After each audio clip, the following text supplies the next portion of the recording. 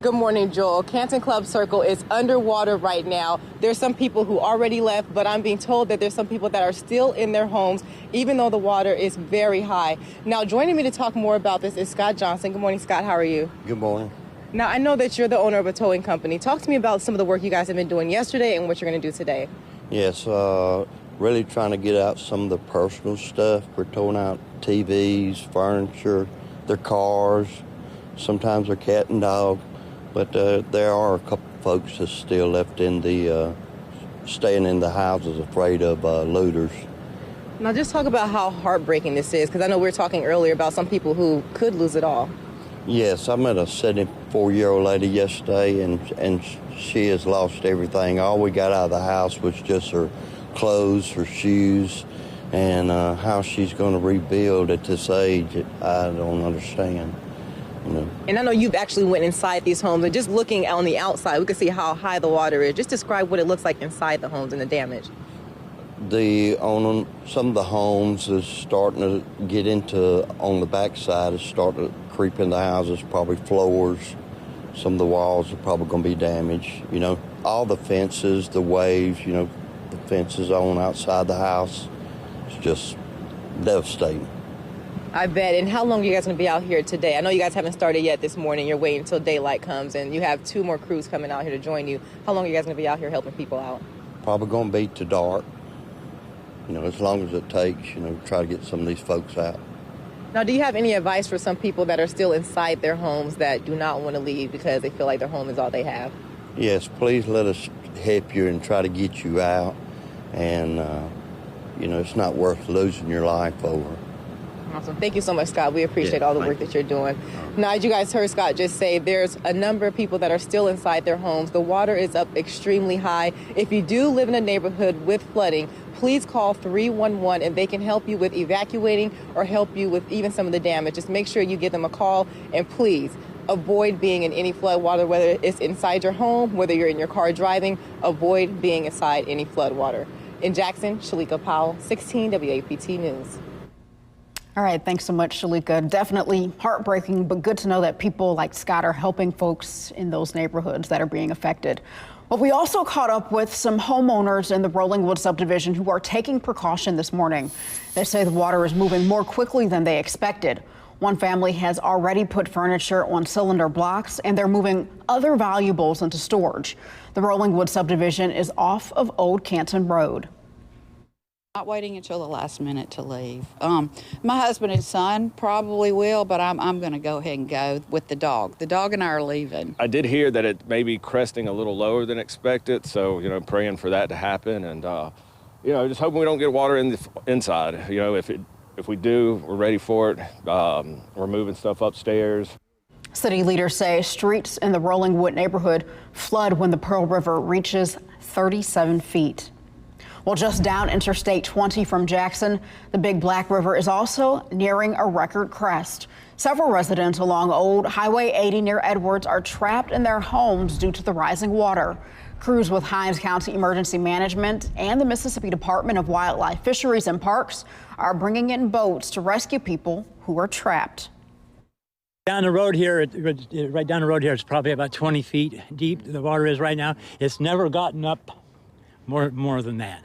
I mean, our house has always stayed high and dry. Right now, like I said, we're starting to float. The Big Black River is headed for a record crest. The current crest forecast is 40.5 feet, which would tie the 1979 record, but comes short of the 1983 record of 40.7 feet. In Flowood, crews have closed Old Brandon Road due to high water. It's closed from the I-55 overpass to the Silas Brown Bridge. Water is already spilling onto a small part of the road. The supervisor of a nearby business says the water is the highest she's ever seen it. The bumper-to-bumper company she works for delivers and sells auto parts, which is hard to do when streets are flooding. It's going to take us a lot longer to actually deliver the parts that we deliver than normal, because this is our main road that we go through to travel into Rankin County, so it kind of puts a damper on our business. Amanda Renfro says they plan on being open this weekend. However, they will only close if the roads are flooded and they can't make it to work safely. Here's a bird's eye view of the flooding from Eagle Eye 16. This is a look from above all of that flooding on Old Brandon Road. And here's a look also at the Country Club of Jackson. You can see water creeping in and covering the golf course. Well, Jackson Mayor Chokwe Antar Lumumba says he's worried some people are not taking the flood threat seriously. Some homeowners asked him if it's okay for them to try to stay and ride it out. He's told them it's a risk not worth taking. The message from the city and county this morning is do not chance staying in your home. This is a serious situation. Take these warnings, take the evacuation seriously. I believe, talking to the reservoir, they need to be out no later than about noon tomorrow. And I just want to encourage them not to take this lightly. Once again, in the fortunate event that their home does not take on water, sometimes we don't consider the surrounding area near our homes and the inability to leave if there is any need for any person. If someone were sick, if someone needed to get to food, if they lost power, they would find themselves on an island. Rankin County authorities are echoing what Hinds County is saying. They are saying this is a situation where you must be careful. You need to be very vigilant. Pay really close attention to what the water is doing. And we strongly recommend that if you are on the outlying edges of this, that you begin to make preparations to seek shelter elsewhere. Rankin County has equipment ready to make rescues. It includes 13 high water vehicles, 13 boats, and 4 buses from the Rankin County School District, all on standby.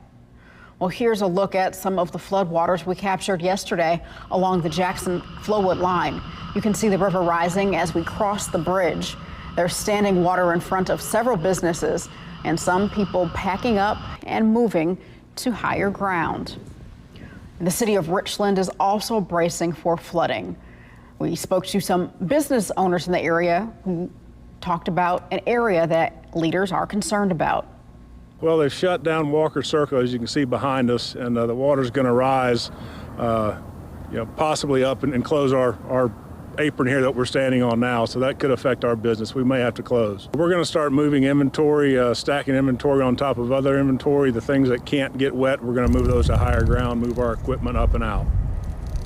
The city of Richland is offering sandbags to flood victims at the Richland City Barn on West Harper Street off of Highway 49. You can pick up sandbags this morning from 7 a.m.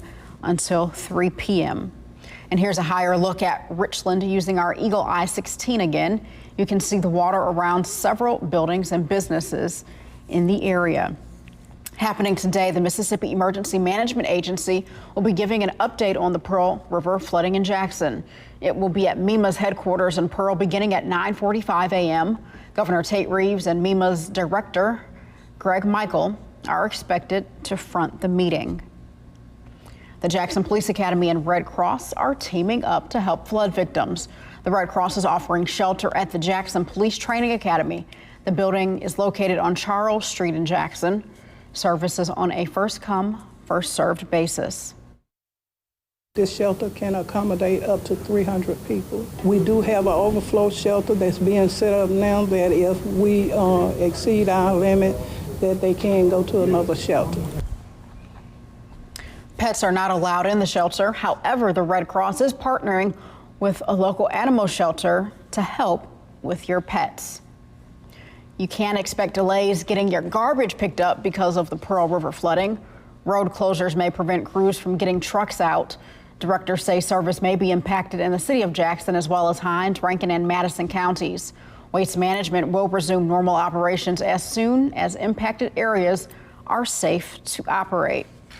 We will continue to update you on the Pearl River and the flooding in your neighborhood right here on 16 WAPT News.